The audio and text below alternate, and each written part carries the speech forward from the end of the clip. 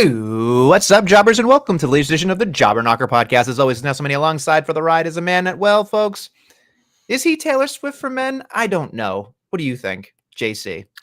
I mean, they both like bracelets, so, you know. But you feel 22? I mean, CM Punk definitely doesn't feel 22, but Looks like 102. yeah, that's more Not gonna like lie to it. you. Yep. Jesus Christ. That's why we're gonna strap him in a couple weeks, you know. Yeah. So we got a lot to talk about. We got a lot of good things and bad things here. We also have, I can't believe we're gonna actually do this. We have an all in. You put your your right foot in, your right foot out, and there we are, all in. And in London, as we say. And it's gonna be a packed card, a packed house. One thing I want to say very quickly. They were 80-something thousand last year, JC. Now they're 50-something. And we're just supposed to ignore the 30,000 gap. Is that what we're supposed to do? I mean, their programs are almost unwatchable. Hence why we're live on Wednesday this week, because we're like, that show's going to suck. We'll do way better numbers on Wednesday. No, it wasn't because of that, but it's because of the WNBA, which is way better than AEW, I might say. But yeah, Nestlemania, it is what it is. What do you expect? Like, AEW is... They're not really going through a good time right now. It's not good. And we're going to get to that shit, but we don't start with negative on this program, Adam. We start in the positive, Josh. And you know what's positive? You know what's a PLE that I'm excited for? Berlin's going to be great, but Nestlemania. I'm starting with NXT and the Shine this week because I can, because it's Wednesday. And I believe in Joe Hendry. I believe in Joe Hendry. Facing All Ego for the NXT Championship. Won the number one contenders triple threat match because, Pete Dunne already has a date in Trick Williams and Wesley has a date with his former partner there. So, we got Joe. We got All Ego. And this is obviously some big history in Nestlemania because we've seen the NXT women's title been challenged by a TNA wrestler, but we have not seen the NXT men's title been challenged for by a TNA wrestler. There's an outside chance he wins this thing, right? Yeah, I was thinking about that. I was like, I could see them doing this and have it like, because obviously he's pretty much on TV with them every week. He could have a nice short reign and then like give it back, whether it's right back to Paige on whatever Tuesday or if they have a fun match with Trick at the next PLE and Trick gets it. But it just the thought has crossed my mind. I don't think they will, but that would be cool, wouldn't it? My thing is if you don't do it, when are you gonna do it? Well, he doesn't work for them. It's not their prerogative to do it. No, I understand that, but TNA's prerogative to have him win their world. Sure. But here's my thought process: when his contract's up, he's going to WWE. Like, there's no doubt about it. Yeah, you would think this is a nice little trial period. The problem is, by then, is he still going to be amazing? Probably not, but you might as well strike with the iron's hot, right? Yeah, so it is an interesting discussion, and like Ethan Page, he's be the perfect guy to put him over. So it's definitely interesting. I mean, the No Mercy card is definitely shaping up. I think we got 3 or 4 more matches added last night. So if you guys aren't watching NXT, you're missing the best wrestling show every week. So shame on you, but had to plug it right off the top, baby, because there's always good shit happening there. But on this program, on the Jobber Knocker Nestlemania, we believe. We do believe. I also believe in Jada Parker because I'm ready. So love Jada Parker. That's I'm excited for her too. I love her promos when she's just screaming at me, and I'm just like, "Don't kill me, sis." I love it. When she love gets the on GTA graphics, like it's so fucking. When dope. she gets on that buckle, and she just does the time thing, and she just stares at you, I'm just like, this bitch is crazy. Yep. This bitch will cut you, and I legit, not even like character kayfabe. She'll fucking cut you. Yep. So I was just, I'm in. But yeah, anyway, since you get out of the left field there with NXT, is there anything else that's positive that may not necessarily be in the NXT universe? Yeah, no, we can hop over to the regular part of Raw and SmackDown here in Nestlemania. And, this week, I don't know. It was a lot of stuff to me this week that was just kind of like, okay. But one thing that kind of did stand out to me was, I guess we kind of got to talk about Roman Reigns and the return of Jacob Fatu. Obviously, this week I hammered on last week about how like something has to happen. We can't have the same shit. And We did. We got story development. Roman actually got the whatever the hell it's called thing. The And he put Ufala. yeah, I can't say it, so I'll let you say it. Ufala. Ufala! And he There you actually go. put it on. I wish I had one for like a prop. God, I got to get that. There We go. need props on this program. Yeah, more props. So the Ufala! He actually got it on. And it was like a cool moment. It was like, oh, but it was short-lived Nestlemania because then what happened? Jacob Fatu to the rescue because Roman had already dealt with Solo and Tama. Tonga is out with his eye patch injured somewhere. But Probably took a wrong turn somewhere. yeah. But I mean, Roman's been on TV, what now, like 4 weeks in a row? The dude deserves a vacation. So, what better way to write him off? In comes Jacob Fatu. Nez's big comeback looks like $1 million. The big tease of Roman versus Jacob finally happens, and Jacob gets the upper hand. So, Roman now goes away for a few weeks. The Bloodline's going to defend their tag titles, but I think we got to a good point in this story now where it's like we hit the first major checkpoint in the Roman return where he is finally overwhelmed by the Bloodline. And with Jacob healthy and back in the fold, it means Roman is probably going to need some reinforcements next time he showed up, whether that's in 2 weeks, 3 weeks, a month, who knows. But I think it's exciting because we finally got past that first checkpoint. I was excited, and then so I'd like to expand on this entire thing, JC, because they were talking about backstage if Roman Reigns can put his hands on the Ufala, then they would acknowledge him as the tribal chief. And he did so, in fact, even if only for a minute.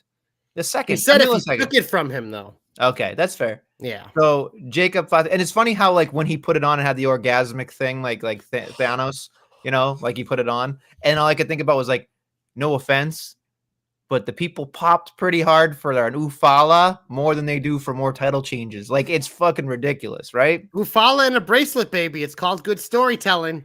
It's unfucking believable that an Ufala is more over than championships, right?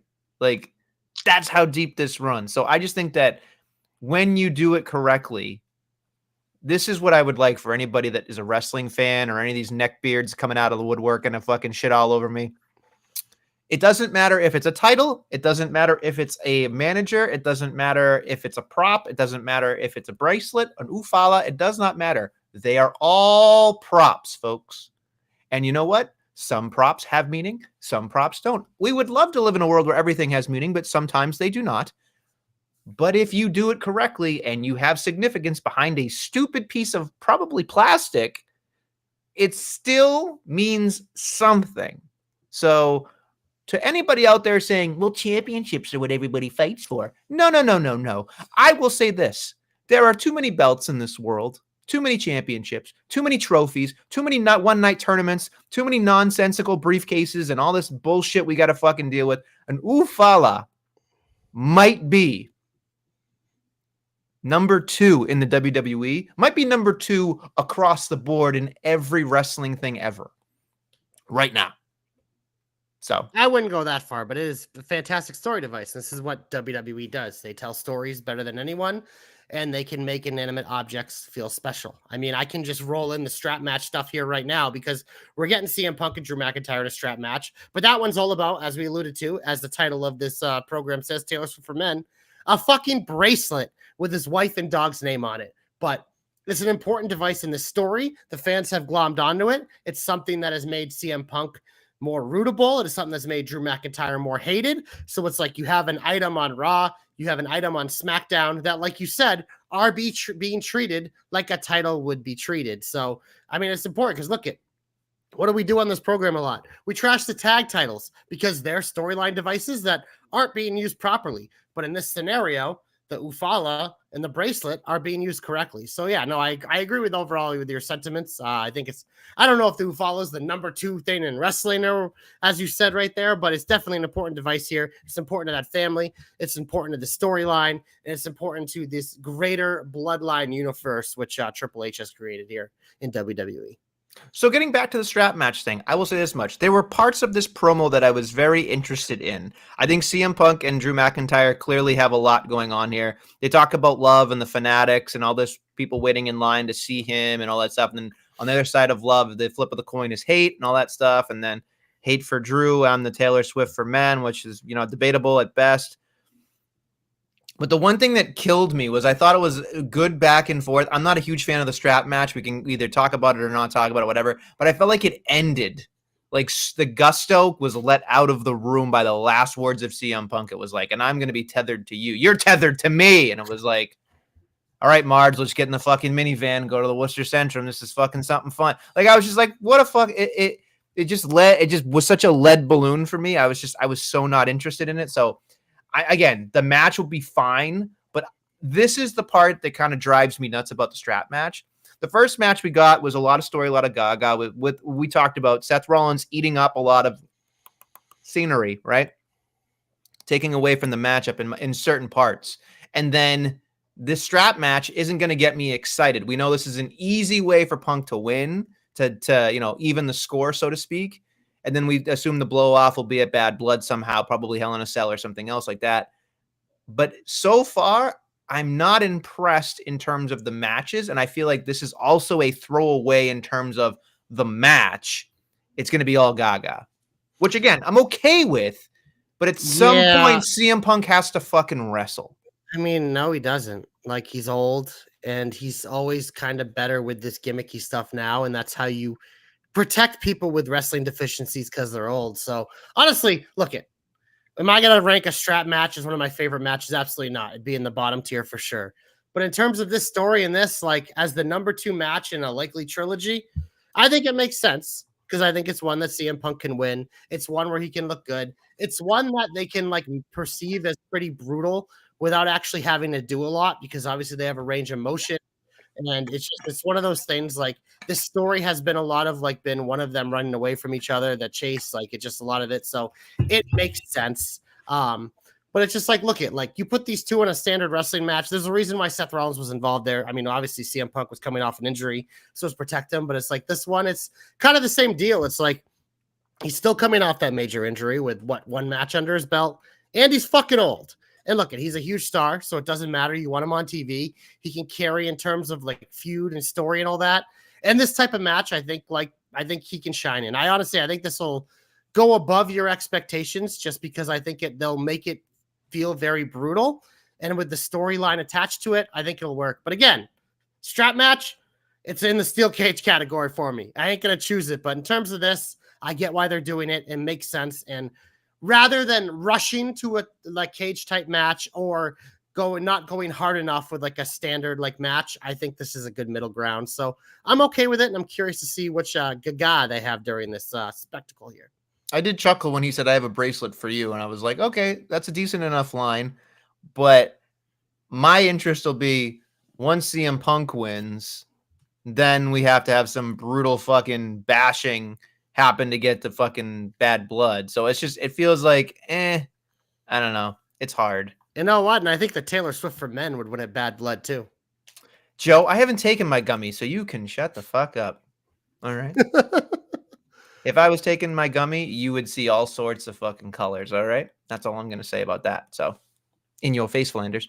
And what else you got there that's very exciting in the world of wrestling there, JC? Let's see, Nestlemania. What do I got? You wanna go through the banners of the week? Because I got 2 of them. We got Mello and Andrade, and yet another banner on SmackDown. And then on Monday Night Raw, the main event, Ludwig Kaiser continuing to have breakout matches against top stars. Him and Randy Orton. Mwah! What a great preview for Orton Gunther. I love this match. I love seeing Kaiser shine because, as you know, he is a hashtag mega JC guy. And I just like these two, it was great. It was everything I wanted from it. But these 2 matches to me really shined and really stood out on their 2 shows this week. So you know what I've noticed? It's more or less. It's definitely less about the wrestling than it is anything else. Because so yes, obviously we know Andrade and Mello can go out there with 2 seconds notice and have a great match, and it was amazing. But I loved what happened afterward. What was like he rubbed it in his face, even though he was down 2-0 or something like that. And then the brawl started, and I just love that little aspect of it because it's like, okay, now we want to see more again, and it's like, how do you get that going? And so it's just I got even my hope for you, baby. Yeah, I'm ready. So it's interesting, right? And then on the flip side of that, with of course the Randy Orton Kaiser aspect, there's also leaking into that is kind of the Kaiser Sheamus backstage segment where it's like, when I'm done with Randy Orton, I'm coming for you, you dumbass. It's like that's what he is. He's just like, my friend Adam, my other friend named Adam also, he goes, yeah, the German twink, and I was like, yikes. So that's for my buddy Adam. But no, it's just. it is what it is, right? Like it was a great match. Like you said, there's going to be a lot of upside with Kaiser going forward. It's going to be a long time before he probably gets his just desserts, but you can tell he's special. You can tell that the dude works hard and he's willing to do everything, and he's willing to be a dick. He's not willing to be a cool heel, which I love people who are willing to go the extra mile to not be the cool heel, because I feel like the cool heel has come and passed, right? Like maybe it's because I'm in my later twilight years of being a wrestling fan. Because, when you're in like your teens and 20s, it's cool to boo Cena and cheer the heels and shit. But now you have an appreciation for people who just stick to it. You know what I mean? So I think Kaiser's one of those guys who just sticks to it. And I love watching him wrestle. So it's good stuff. Stud. Do you feel like Randy Orton and Gunther? I mean, obviously it's going to close the show. But do you feel like it has enough gusto? I mean, it's Randy Orton and Gunther. You don't have to. I don't think they've done enough to add a little bit more like stuff on it. Like obviously Orton tried to make it like, oh, you made it personal, and like, yeah, whatever. This match was already sold to me. I mean, we saw it once and we saw how it ended, and it was already set up to do it. Randy Orton, mega star, mega babyface. They sing his song. So that's how you know he's a tippity top there, main event level guy, all has been pretty much his whole career. And Gunther has arrived. Like he's officially arrived. He finally got the proof. He got the prop to prove it, and that's the world heavyweight title. And yeah, I mean, I would have this main event the show. Who knows what they do? I would think they would, obviously, considering it's a home game. But yeah, this I'm excited for this match. I think it's going to be a banner. So then my question to you is exactly where is Cody and KO going to be starting off the night? I would think so. That's what I would do. I would have KO and Cody go first, get it out of the way, and I would have Gunther in him main event. But who knows? I mean, Cody's pretty much main evented everything. So I wouldn't put it out of the realm of possibility that he does. I just feel like when you have, I mean, who knows? Maybe KO turns. We can get to that in a minute. But it feels like it's the perfect way to have that kick off the show, especially if there's some possible good guy involved there. And then Gunther Orton's a great way to close it. So that's what I do. Paul's in the chat saying all sorts of stuff, but I will say this: Paul? I am better looking than Brian Zane. He wishes he had this hair. All right. That's all I got to say about that. So, it is what it is. And I don't wrestle with regret. So I'll say that much. Anyway, moving on. Let's see. There's little things here. Little things. I can't believe I'm putting this in the shine, JC. I'm not going to put the match. I'm not gonna ever put these guys wrestling-wise in my shine. But what happened specifically in the hot tag of the New Day match? You down with AOP? Yeah, you know me. I was sitting there and I'm like, I didn't even think of that. And I was so excited to see that camera shot, watching Woods go, fuck. Like that was great. And then, of course, Odyssey just the weird thing was that Odyssey Jones and New Day won anyway, which I thought was kind of weird. And I don't know if you saw that the exclusive backstage. No, I think it made sense because you need Odyssey and Kofi. Like that's what, if they're truly going to turn Xavier, the way that you hate him is that like, yeah, but you won anyways. You should be happy instead of being, you know what I mean? They have to have a little bit of that. Sure. But did you see the exclusive with I didn't. Okay, so let me set up this entire thing, which I'm sure Guthrie will pull a fucking rabbit out of his ass when I say this shit. But I was thinking it as like, I don't like this at all. It's a backstage segment with Cross and Scarlett, and he's all upset that they lost, whatever. And Scarlett does some fucking like, handsy voodoo woman shit that she does on him. Handsy? Yeah, well, I mean, it's her husband, so she can get away with it, obviously. But, I'd get distracted too.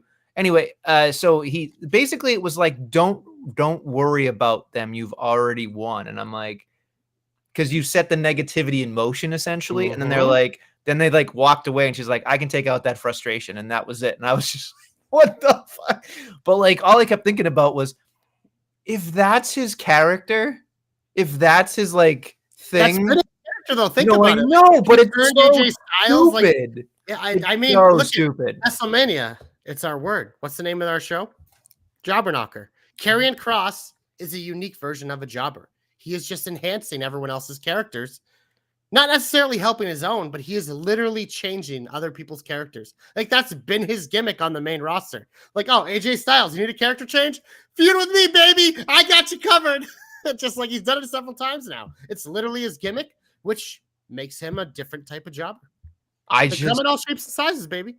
So you're officially putting him under the jobber category. Will he be part of the knocker category for jobber of the year? Turning people into heels, Nestlemania, it's going to be hard for him not to be nominated. Dare I say, is he really not just a jobber and really more of an enhancement talent? Same thing, in my opinion. Depending on who you talk to, it's different. So he's not even jobber to the stars. He's just enhancing. That's all. Yeah. Enhance. It is what it is. But I just thought that little piece of business was good. It makes you wonder. Because for me, I think Big E. I mean, I should have saved this for my hope because now I realize I wrote it down, but it's fine. I can find another one. I fully expect them not to turn Woods at all because I feel like we've been blue balling this for years. And then Big E will come back, not wrestling wise, but in a big moment and turn it all around and be like, what the fuck is wrong with you, Woods? Like, like all that shit. So I think. But I think Woods deserves a singles run. It would be great, but I don't know where they go with it. So they tried it, but the problem was Roman Reigns was around and destroyed his kinship instantly. Well, some people would. I would sit here and say, as someone who loves the King of the Ring, I don't think the King of the Ring nor the Queen of the Ring is as relevant as it could be. Oh, so you mean the two people who won it this year are both now world champions? No. That's not what I'm saying. I'm saying they're only using it as a springboard. I think like the last good king was King Corbin, right? But before that, it's taken years to get back, in my opinion, to a good king. That's all. Well, it was just kind of like, it's one of those things like not every person who wins it uses the king gimmick. But there are some like King Corbin that take advantage of it and like make it kind of like kickstart their career. Like Queen Zelina did it as well. She would have been a super can back then, Nestlemania. Then she made herself more than that, became a champion. But now you're trying to destroy her again. But hey, where is she? Where is she? Injured, bro. Injured, bro. Yeah. Everyone gets injured. Yeah. Oh yeah. So you just got. Let's look at. So Roman Reigns is injured. Can Becky Lynch is injured? Can Becky Lynch is on sabbatical. Can. Nope, they're all injured. They're all cans. They're all cans, Nestlemania. Listen. You get hurt, you're a can. That's what I heard. Paul's right. Billy Gunn is the greatest King of the Ring of all time. My name's Billy, and I absolutely suck. That was when you knew that The Rock killed Billy. I don't care what anybody says. That promo killed it. Anyway, let's get back to positivity on this program. Is there anything else that you really enjoyed?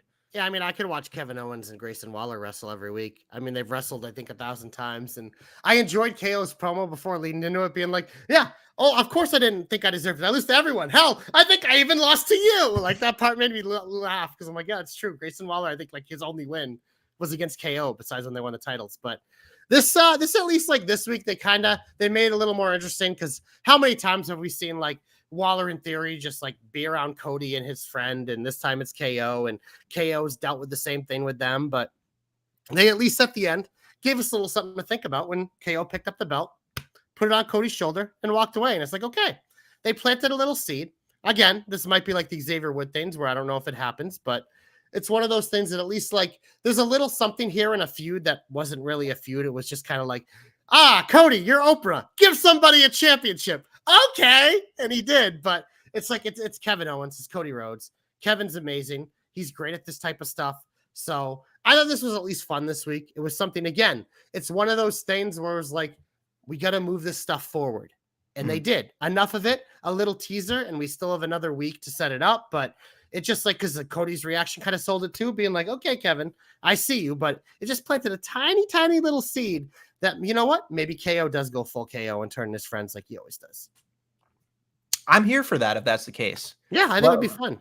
I think it's time for Kevin Owens to be a dickhead again because I don't disagree. He's great. He's so entertaining in everything he does, but just when he's an assailant, it's just so much better. You know what I mean? So it is what it is. Anyway, I will say this much. One more thing I would like to add. This might be on the fence for you, but I'm curious because I was entertained by this entire thing. Now, okay. So as we know, the Terror Twins are absolute studs. And they are built such a way that it's kind of hard to take anybody against them, including Dom and Liv, seriously. But I think the non-match that we had with Dom and Priest leading to the Judgment Day, kind of stomping out both of them, was crucial in terms of believing that there's an ounce that they got a shot. Power in numbers, baby. And I was watching it going, okay, we're back to Judgment Day business. We're back to no fucking, leaders, no nothing. It was like Liv did a great job with her aggression because we know that Rhea Ripley, the minute she walks in the room, there obviously is a presence. She's jacked to the gills. She's probably better than most of the men. She can probably lift up most of the men and squash them in a second. So when you look at Liv, it looks like she's a gnat, right? Like she just swat her away and then that's the end of it. But they've done a good enough job to kind of make it interesting. And I thought this week she was vicious. She was ferocious. And I thought that was super helpful for her character development. And of course, all of them together over those two dead bodies made me feel like, okay, 5 against 2 seems like it's not equal, obviously, because that's basic math. But it feels like it could actually happen at Berlin, which, again, probably won't happen. But I'm really feeling like good about watching this program because I was getting to a point where I felt like you took the 2 stars. The 2 big people too. Yeah, they took the big. Yeah, you shamer of height. It's not me, baby. It's not me. It's you. You're the size shamer. I'm a size enhancer. Well, whatever you got to take to get yourself going. I don't even know what you got to do. Anyway, so yes, I'm excited about the Judgment Day. So it is what it is. Yeah, no, I'm still enjoying their stuff. It's one of those things. Like it's not stale for me, and I'm sure they'll have something creative. Because again, I expect the Terror Twins to probably win in Berlin, but I'm sure there's going to be some nice story there. And obviously, like we're headed towards Finn and Priest. I would think at Bad Blood and Rhea Liv at Bad Blood. So how we get there, that's what I want to see. Anything else? Or would you like to get heaty? I do want to get heaty, but I do want to say Nestlemania because Alba and Isla won a match and successfully defended their tag team championships, which was nice to see. Get him off my TV, get him off my TV, get him off my TV. But boy, oh boy, did I curse the shit out of the fucking collective, didn't I? The minute and maybe it's just because she was amped up, she was on television for a fucking title and whatever, but I could have sworn I was just like, they gotta win. They gotta win. And then Guthrie kills me, like just going, you ruined it! You ruined it! Just like, I'm glad I could squash your dreams. That's how I look at it. Yeah, I mean, I laughed at your tweet too because I obviously saw it out there happen, and I was like, "What an idiot!" But it was also like, it's one of those things. It's something that I know, like you've always had an issue with when someone has a feud in NXT and the main roster at the same time. It's like we know Isla and Alba are feuding with Jade and Bianca at the same time. So it's like, yeah, it's not, again, the reason why I jokingly put in the shine. It's like it is nice to see them bank a win and beat these 2 teams on Raw.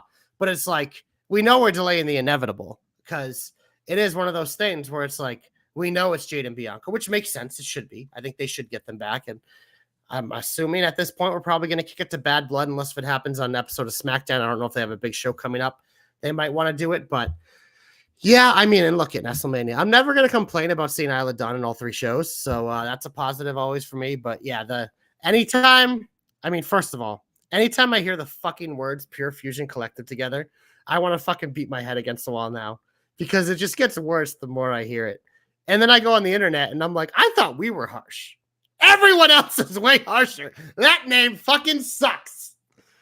It's just, it unfortunately fits them. It's the way to put it. Because the 3 of them in theory should be good, but I don't give a flying fuck. It is what it is. So those titles are in trouble until they get back to the big 3 or whatever they're called. I don't know. It's just like we know next week apparently there's a 6-woman tag, baby, because Blair's involved.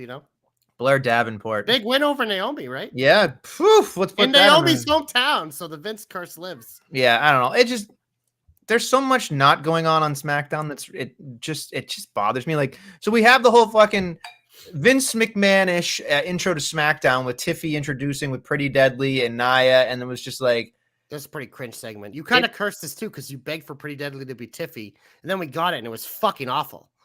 Yeah, you know what's funny? The minute I actually got what I wanted, I was like, well, you remember that episode of when JD and Scrubs, when JD and Elliot finally get back together, and he's like, yep. I don't want her anymore. Yep. That was exactly how I felt the minute I saw them singing. I was just like, oh no, now I understand the Nestle curse a little bit more. Like, this is a bad idea. This was a bad idea. I will full blown tell you I had a bad idea. I mean, I know I have a lot of them, but that one took the fucking cake because I was just like, I do love Pretty Deadly. They tried, but it was just, and then like to add and I hate to fucking just bury this shit, but like then it was like Michin, and it's like I like her, I do like visually she's pretty good in the ring, and obviously she's. Would you call her a can, Adam? Nia Jax's first can as champion. I would say she's the Zelina SmackDown. So I would say I would be unfair to Zelina, then you got to be unfair to me. No, I'm an equal opportunity canner. So I would. She is a can. I mean, she's got cans, and then she's a can. So it is what it is. But again, it is what it is. I can't tell you. It is. At least you understand your own fucking curse. I do. I really do. Thank you for that comment. I do appreciate that. But listen, the minute my thought is the minute I see something and I know like they're not even entertaining the idea of that person winning, that's when I know that person's a can. That's all I'm saying. Could be anybody. But that's just me. It was a bad segment overall. I just thought it was that was probably produced by Bruce Pritchard. That's all I'm going to say about that. It is what it is. I got no intel, but I don't have to. It just seems like a bad one. Moving on, we've talked about Blair Davenport, and who cares? It's a whole fucking yada yada yada. I don't really have a lot more in SmackDown because I don't really care. There's nothing else that really happened, I think, on that show. So here's my big stuck in my craw moment today. I'm watching Raw. And I actually don't mind the Maxine Ivy Nile thing, right? It's happening. It's kind of, it makes sense. It's a little thing. We got Ivy who's trying to become something fantastic. I can get behind that. Maxine actually did a pretty good job. She acted like she was going to put up her dukes and do something. And then the lights flicker and we get the fucking Wyatts and whatever. And again, I'm okay with it, right? But here's where I lose my hair. Here's where I have a hair across my ass. And then JC, please explain to me why I'm stupid or agree. I don't care, but please if you mention Michael Cole, I agree with everything you're okay, say. Then here we go. All right. Explain to me how Nikki Cross is Nikki Cross, but in a mask, right? Then we have the three other people, sans mask, and we just say who they are. And then just because Michael Cole wants to fucking play the shell game one more time, we have Uncle Howdy, who is Bo Dallas, but because he's wearing a mask, he's Uncle Howdy.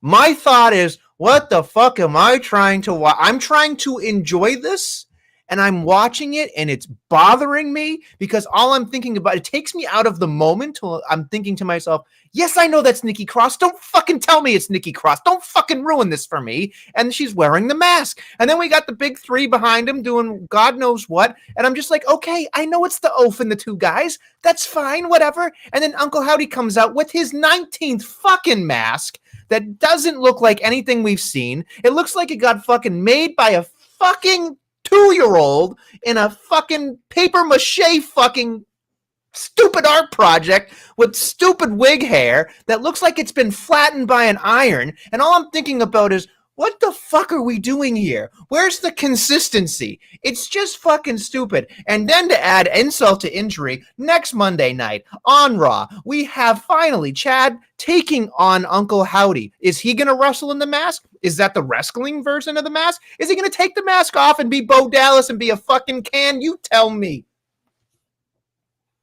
Done. Go ahead. It didn't take long for you to turn on this. Didn't take long at all. but just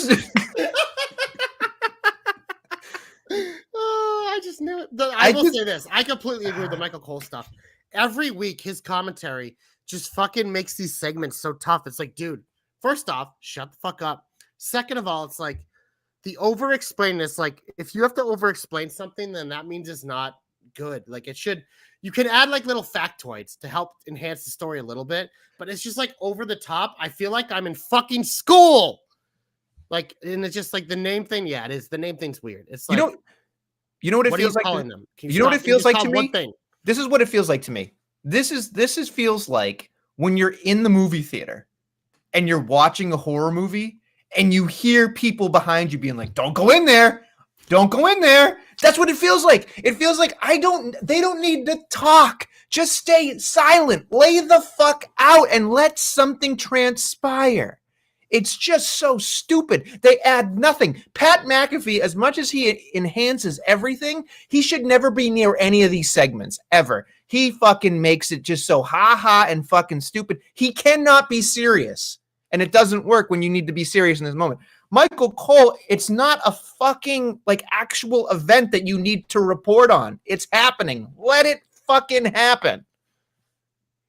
It's stupid. It's so stupid that next week when he fucking wrestles with no mask, I'm gonna lose it. I'm gonna put my fist through my fucking wall.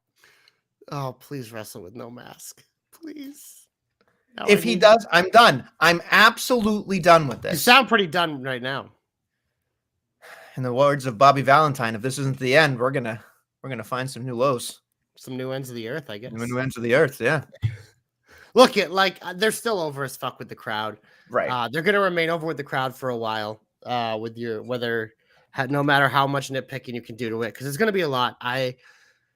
It's always my fear with this group, but I think it's even a bigger challenge as baby faces, because it's hard to be a babyface in general, never mind a supernatural fucking weird-ass group of misfits and a bunch of goofy fucking Halloween costumes that when the lights are on, you look ridiculous. So, yeah, they got some challenges, but I would say the only thing I would change, because I think everything that the actual group is doing is fine, because it's working, is, Michael Cole, find the mute button for yourself a little bit, and let's get consistent with what you're calling them so it doesn't get confusing, because the over-explaining, not great, Michael, not great.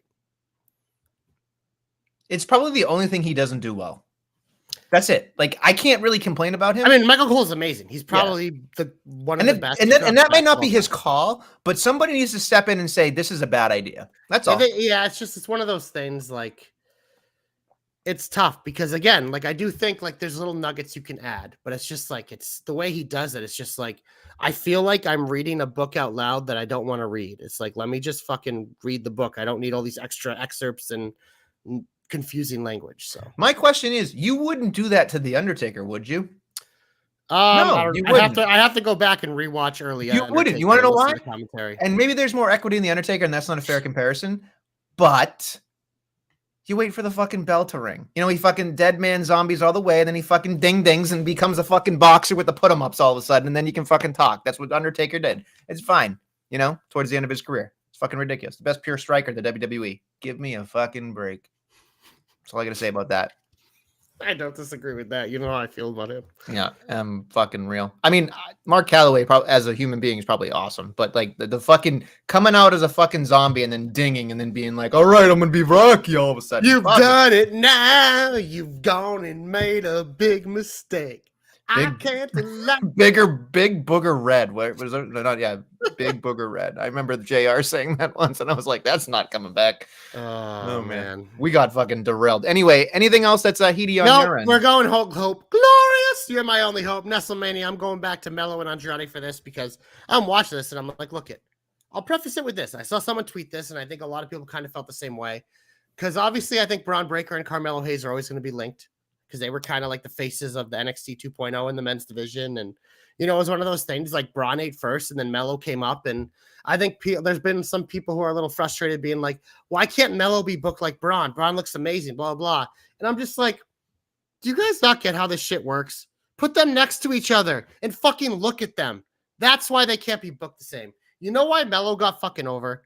Because he's fucking a magician in the ring and he has a great character.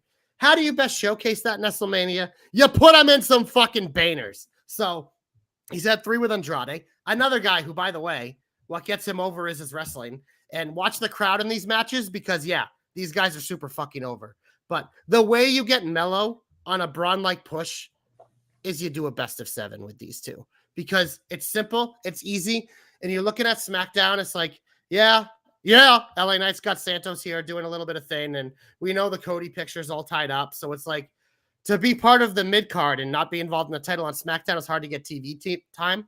These two have carved it out, and these are 2 guys that Triple H wants to get on TV. These are 2 guys the fans want on TV. These are 2 guys you want in the ring. So a best of 7, you do that, it becomes this again. The best of 7 is the bracelet. It's the, what is it called again?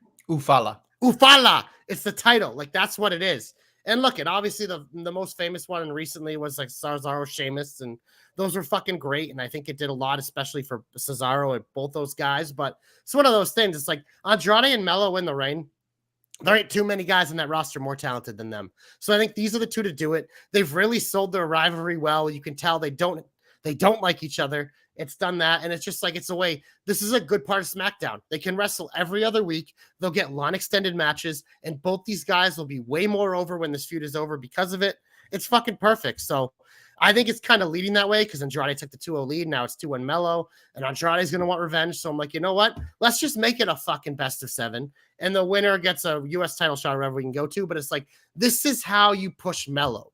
You don't push him like Braun Breaker because Melo isn't Braun Breaker. But this is how you push a guy that you used your first round pick on, a former NXT champion, a former face of NXT, a guy that you think could maybe be a future face and a future world champion of a brand in WWE. This is how you start him. And Andrade, I mean, this is how you push him because he's Andrade. Like, if he doesn't have a manager, this is what you do. And who knows? Maybe along the way here, he picks up a manager. There's some rumors about that. You can read the shit sheets if you want to learn all about that. But best of 7, baby. It's going to be a lot of fun. Hashtag JC knows. Hashtag JC's hopes come true. And JC don't miss on hopes. Alilalo! Not where I thought you were going with that. I thought you were going to say something else, but that's fine. Well done. My hope is very simple. So Braun Breaker was backstage, and I thought he had a great promo where he said, it's not my fault I'm this, I'm not my fault I'm that. And then whoever wins this tournament, by the way, oh my God, we can talk about that in a second. I'm going to hurt them, and that will be my fault. And I was like, that was a pretty good promo. I believe it. So here we are. The whole kit and caboodle is going to be probably a tournament, hopefully 8-man tournament, so we can extend this entire thing, whatever. Then we see Jey Uso cut a random promo right before the main event saying he's adding himself into the name. So Jey Uso is the person that's winning this fucking thing. Let's just fucking call a spade a spade. You would think, right? Here's my hope. Let Jey Uso fucking win this goddamn tournament. Let Jey Uso win the Intercontinental title by hook or by crook, even for a second. Otherwise, he's going to be a fucking can. This entire tournament is going to be a fucking sham. There is no reason for it. You're going to tell me that we're going to have 8 weeks, not 8 weeks, probably more like 3 or 4 more weeks of just tournaments without Braun Breaker doing shit. Like, I'm just going to be so fucking bored. Give me Braun Breaker on my TV doing things destructively. But if you don't here's my thing. If you don't let Jey Uso win the Intercontinental title now, are you ever going to do anything with Jey Uso? Are you? I don't think you are. I think Jey Uso is selling merchandise, loving the fucking paycheck that cashed, and that's great. He loves the fan admiration and all that shit. But at some point, don't you need something to solidify something? Yeah, give him the tag team titles back with Jimmy when he rejoins Roman in the Bloodline. Bro, that's where we're headed anyways. It's like, he doesn't need to win this. He can they want to have him win another fucking meaningless tournament and lose a big one. Sure, do that. But you know what I'd rather see? Why not have something like, maybe round 1 is Sheamus and Ludwig. Maybe fucking Sheamus is the one who comes out and we get Sheamus Braun. I don't know. It's just like, because I saw that promo too, and I'm like, this is the one thing about Triple H stuff. Some people call it predictable, but he does like lay the groundwork and he pretty much tells you what's going to happen. So more than likely, I think he told us that, like you said, Jey Uso's going to win, but I don't want him to beat Braun Breaker. Get the fuck out of here with that. You should. Nah, he can keep losing because you know what Jey Uso is? You used the term earlier. No, he's a jobber to the stars, baby. And that's what he's supposed to do. He gets to the tippy top and then he gets smacked down by someone who's better than him because that's how wrestling works. Then he can go crawl back to Roman and be his little bitch as he takes on the New Look Bloodline. Simple, easy, boom. So fuck off, Joe. You saying Jay Sizzle's on point. Listen, I'll tell you something. First off, it's 8:45. You should be in bed, you old man. We so haven't get out talked here. about McIntyre yet, so that's true.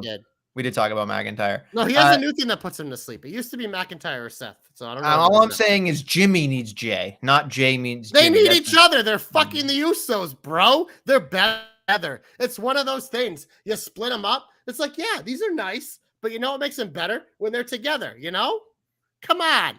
They're better when they're together. Yeah. Come on. I'm just 2 saying cans is better than just one. That's true.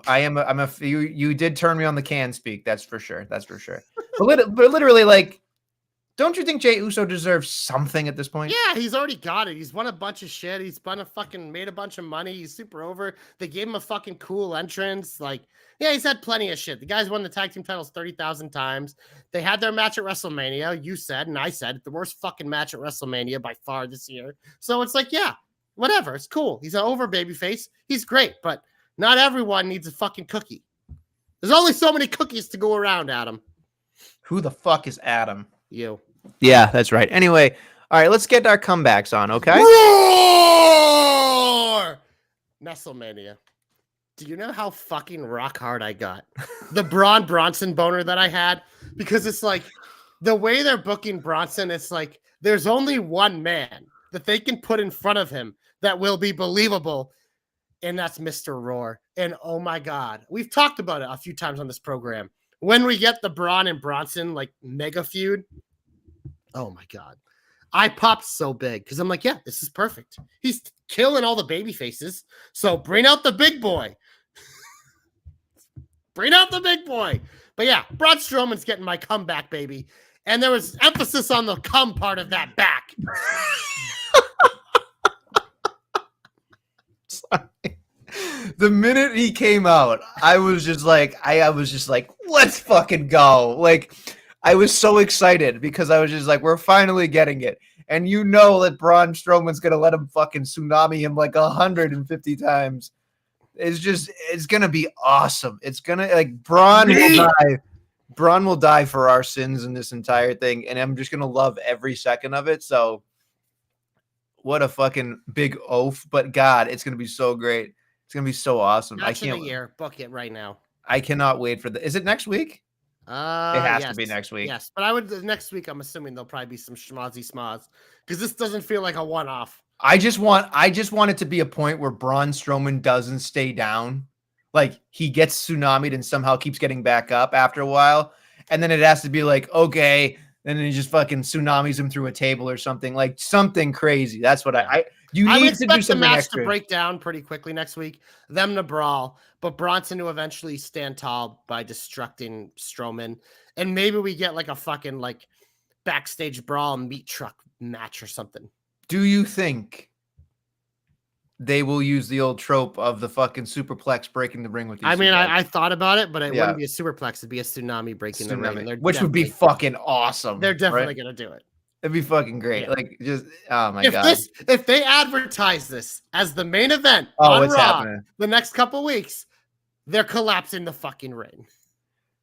Honestly, like, my expectation is too high for this. So I feel like I'm going to be disappointed. Here's the thing with Braun Strowman. Like, even when it's bad, it's fucking good because the amount of meat and slobber and sweat and ridiculousness, it fucking works. The man is idiot proof. Like, he is bad match proof because a bad match is still good because he is such a big fucking beautiful meaty goon, and I love him. I love how you said in the same sentence, Braun Strowman and idiot proof. Like, yeah, it makes sense if you think about it. Oh, good. Who's your comeback? My comeback, I can't believe I saw this on NXT, is Fatal Influence. Toxic. Yeah, it was immediately my thought, and I went, well, it worked so well. Let's try it again with new players.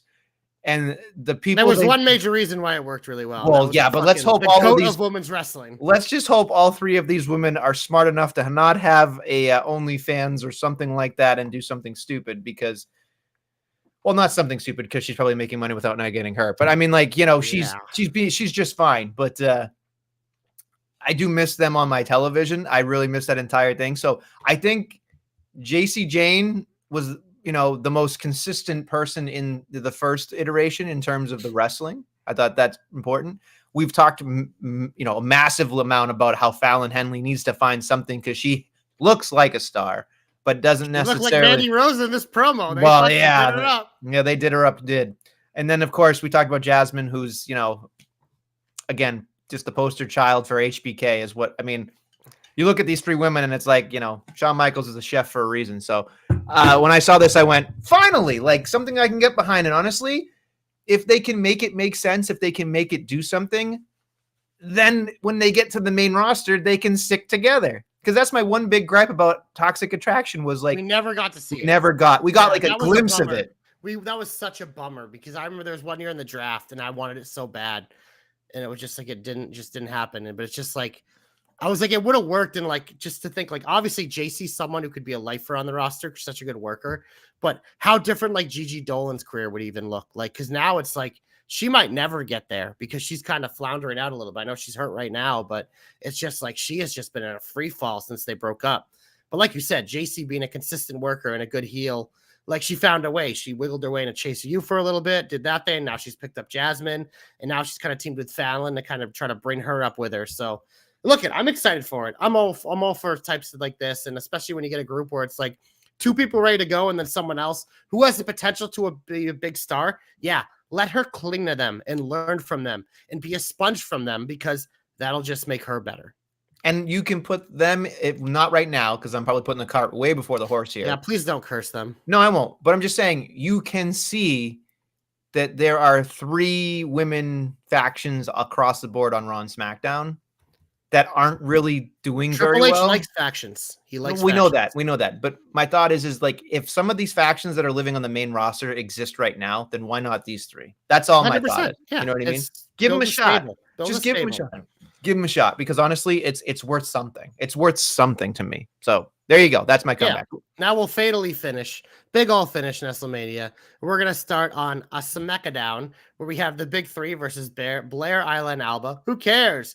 Yep. But we do have 2 title matches. We have the Bloodline defending against the new number 1 contenders, which we didn't mention, or the Street Profits. That'll be a banner. And we have, Mr. LA Knight in his first title defense against Santos Escobar, a guy he's had the number of. Oh, I know. I believe it was, how did he say it?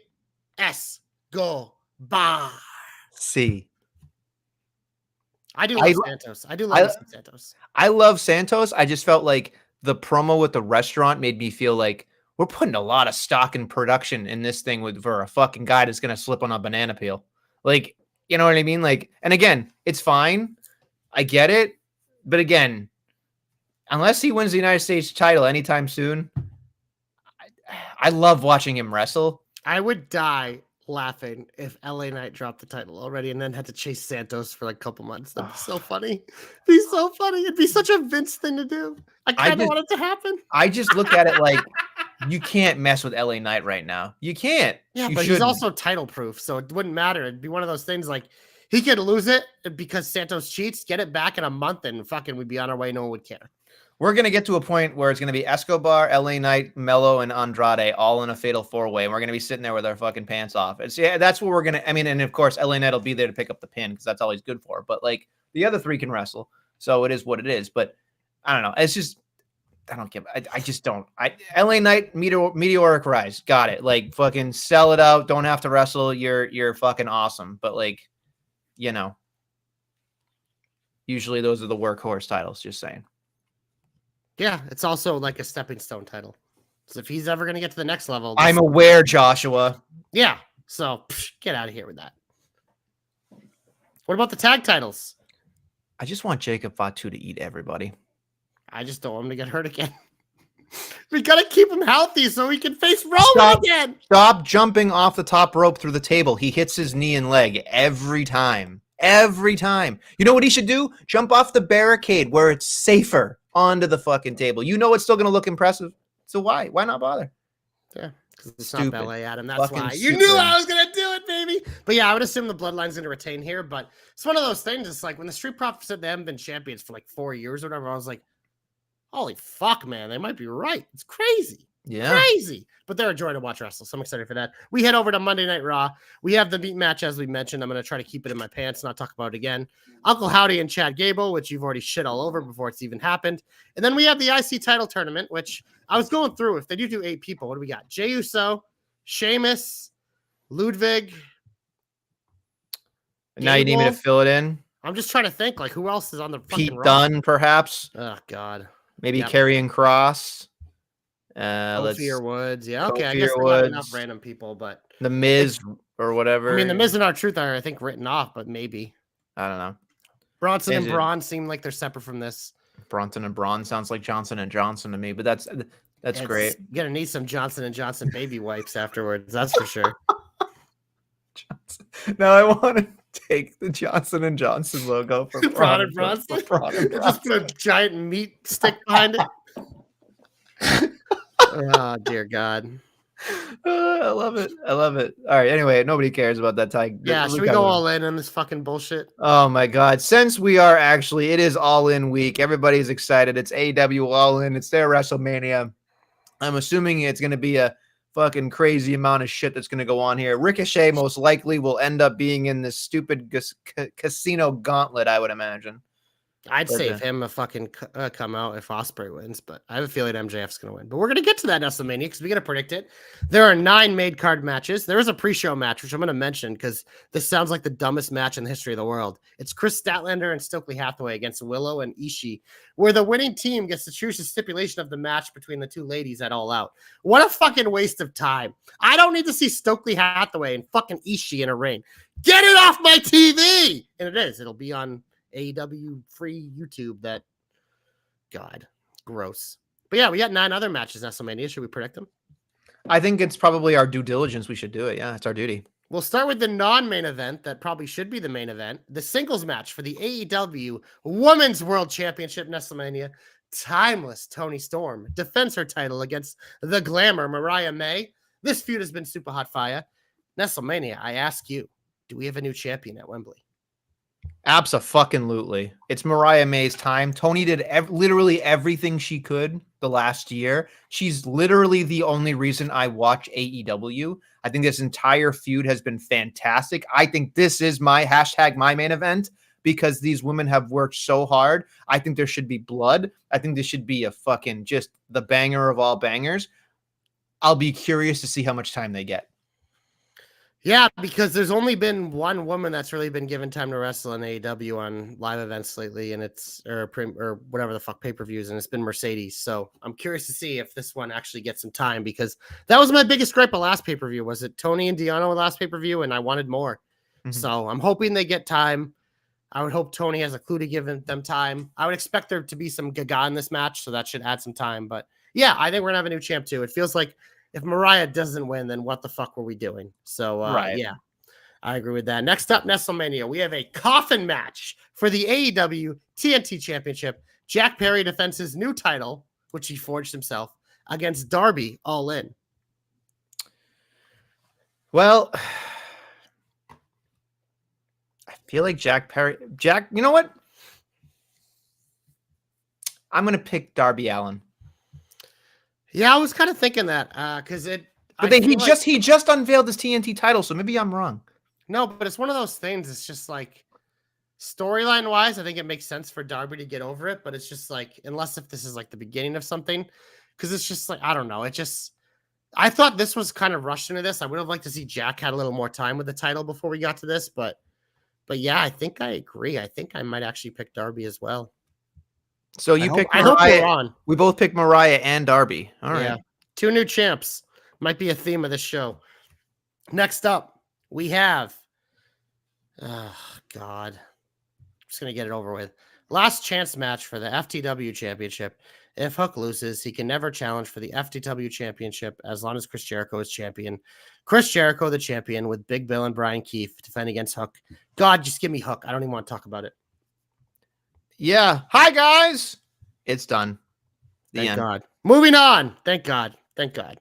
We have a singles match for the AEW TBS Championship. Mercedes Moné with Camille defends against Dr. Britt Baker, DMD. Look it. I expect Mercedes to retain because I also expect a hater to be in the house. And if it doesn't happen, I'll be so disappointed. But give me Jimmy Hater or give me Death. And give me Mercedes Moné to have Camille help her retain. Yeah, look, I would also pick Mercedes as well because I think that personally, I think that Mercedes is definitely the woman you got to put your chips behind right now. I think that's where we're headed. I think she's going to lead this whole fucking division for a very long time. And as much as people love Britt Baker, I've seen a lot of Britt Baker lately, and what I've seen in the ring, you do not reward that right now. You're such a hater. It is what it is. Stay consistent with your haterade. Next up, since you mentioned poker chips, we have a casino gauntlet match for a future AEW World Championship match. I have no fucking idea who's in this match. Do you? Not even the slightest. Let's see. Click on the link. Didn't somebody qualify last week? I don't even know who would we pick. Like, who the fuck? I don't know. I was thinking like Hangman or something. I don't know.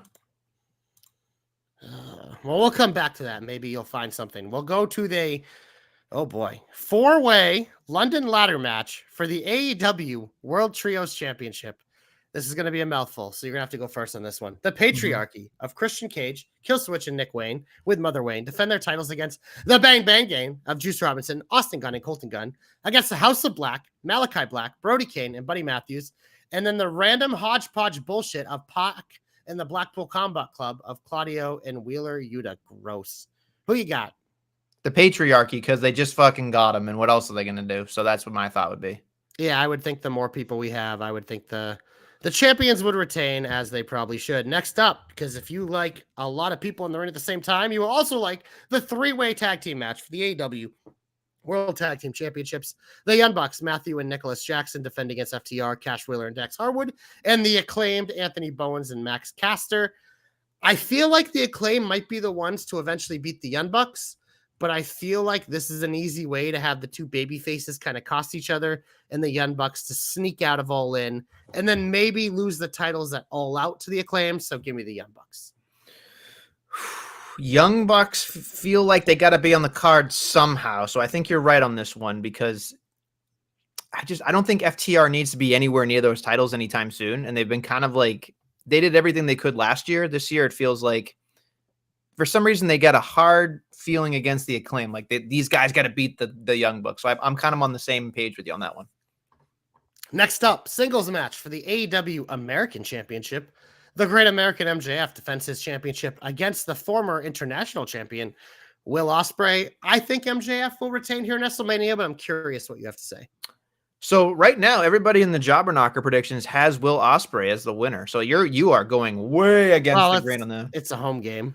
And yeah. I would think that if Ricochet comes out after the match, it would make more sense if Ospreay was champion. It's weird because they just gave him that title, but that means it's AEW, it's irrelevant. They like to do all that shit all the time. So I would say I'm gonna pick Will Ospreay only because I want to see the third match. That's all.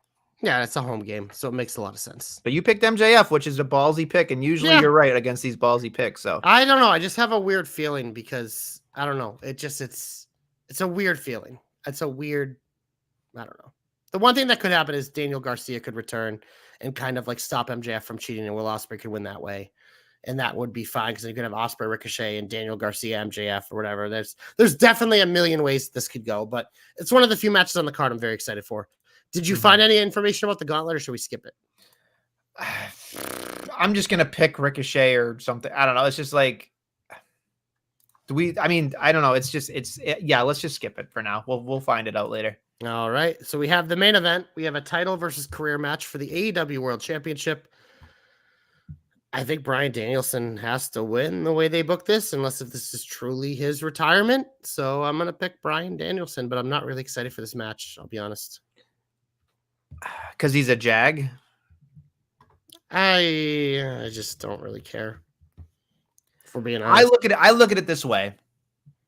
I'm gonna pick Swerve only because they're gonna want to end on a high note here. They're gonna want to end with the fanfare. Daniel Bryan not winning wouldn't be a high note.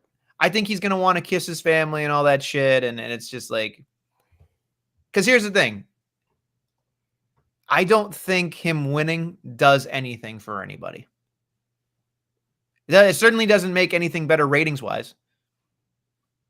So what's the point? Swerve should at least continue his and honestly, it would help Swerve. So I think Swerve needs to win this one. So that's my thought. Yeah, I don't disagree with that. I just have a feeling it's AEW. This is what they do. I don't know. The fact they put his career on the line, it's just weird. What else does he have to do? He has nothing left to prove, really. Doesn't matter. Neither did Stain and Darby, and they still had Stain win it. And then he just gave him up. The Young Bucks got him back anyways.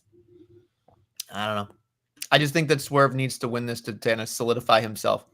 I think he did that with Ospreay. I'm fine with it, but it's like, yeah, this would obviously put him on another realm, but I don't know. I'm sticking with the Brian Danielson fucking takeover and kissing babies, loving people, and blah, blah, blah. All right. Yes. Are you excited for this at all? Are you going to watch any of it? I'll watch stuff afterwards. I do want to see MJF Ospreay. I do want to see Mercedes Britt. I do want to see Tony Mariah. I mean, you know I'm a sucker for ladder matches. That one's going to be a fucking shit show. And then I mean FTR, I ain't gonna miss one of their matches. So that's half the card. So yeah, I mean Darby and Jack will actually probably be pretty good. It's a good offering. I just think the lead up hasn't fully been there for me with a lot of the stuff, and that takes me out of it as we talk about. But it doesn't mean they won't have fucking an amazing wrestling event that will be fucking great. This probably will be. This feels less special than last year to me. Well, last year was a first, so yeah. No. I'm not even like saying because it's the first or the second. I'm saying literally, I thought the card from last year was better than this year. That's just my point of view. Yeah, but again, it was also the first, so it's hard to compare. It's like stuff like that is always. Samoa Joe's not even on this. No, I'm just making a joke, but CM Punk's not there. Kenny Omega's not there. It just feels like less stars. This is where it all the beginning of the end of CM Punk. So it's true. That's true. That damn bus. Anyway, all right. On that note, you got anything else? You want to get the fuck out of here? No, but you should read Joe's article on Saturday. He'll have a much better preview of this event than we did. He'll drop it after Collision, so be on the lookout for that. The old Collision cowboy. You're right. All right. Well, I think on that note, we are going to get the fuck out of here. Thank you for listening and watching the Jobber Knocker podcast. We'll be back next week with some more Jobber Knockery.